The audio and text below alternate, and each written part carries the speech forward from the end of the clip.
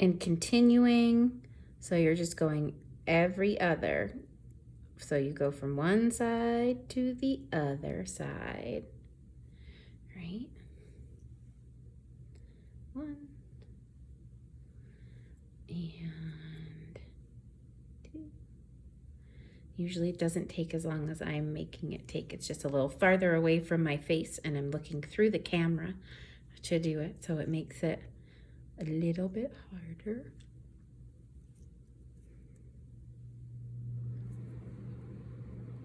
So once we get to the top, you're gonna have your tube almost made. You're gonna come out to this side where your tail is, which is wonderful, okay?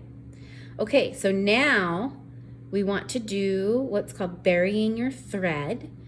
And in order to do that, you kind of don't want to follow a pattern, but you also don't want people to see the thread in this face of it anywhere. So whatever you do, you want to make sure that your thread isn't coming through. So I am going to come back through this rest one. And you want the tail of both sides to end up on the outer edge. So you never ever want the tail to end up on the face of your piece. You want it to end up on one side or the other because that makes it so much easier to snip. Right? So see how I'm doing this with not being able to see the thread. Bring that out. So I'm going to choose another spot. And I'm almost kind of going in a diagonal way with my thread and needle just to get to the other side. I don't necessarily want to follow the zip that I just did. So let's see. Ooh, that was a good one. I got 4 at once, going diagonal. So, and this just keeps it like, so if it were to break or something like that, the thread's not just going to unravel itself because it's going in different directions. So that's how you do it. And that's pretty good on that side. And I give it a nice little pull. Okay. So once you get that done, you want your super sharp scissors that, if you got the ones from us, they come with this little plastic thing to cover the tip, and it's really nice to have that. So you can snip your thread nice and close. Like that. Sometimes there is still a little tail that sits out on the edge. If that is the case, there are these little thread zappers. You can also use a lighter. I would caution you when you use the lighter just to make sure you're really getting the thread and not the bead. We sell these on our website, thread zapper. See, it got hot. You go right to it. I think they're $14.95 or $16.95. I can't remember. And it's really quick and it just burns the thread. Awesome. Okay, so now we've got our tail, that long tail, remember that I told you to keep.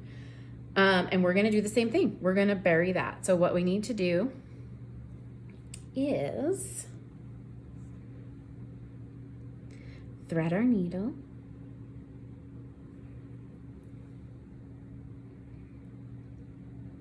And then we're going to bury that thread.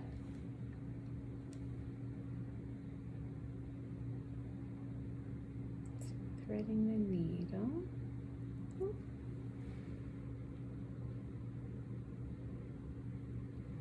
Okay.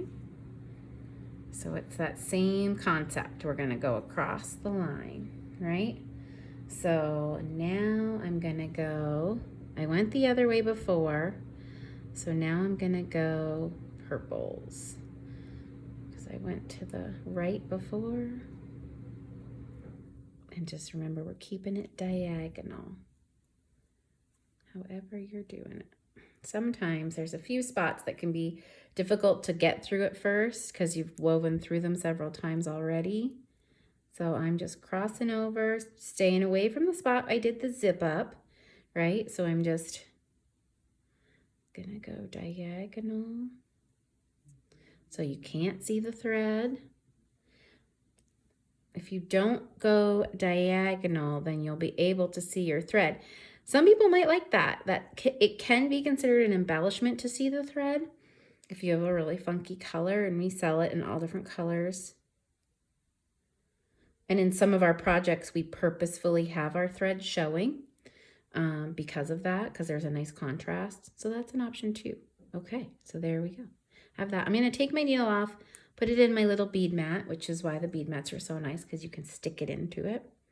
And then I'm just going to get as close as I can, snip it. And then I'll use my thread zapper, or you can use a lighter. And get it good. There it is. Okay. All right. And so there we have it.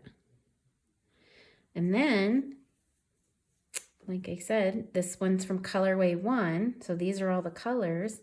But what's really nice about it is, you know, one day I might like that, but the other day I might just want to do those two together, which is wonderful. And they all come with an assembled chain.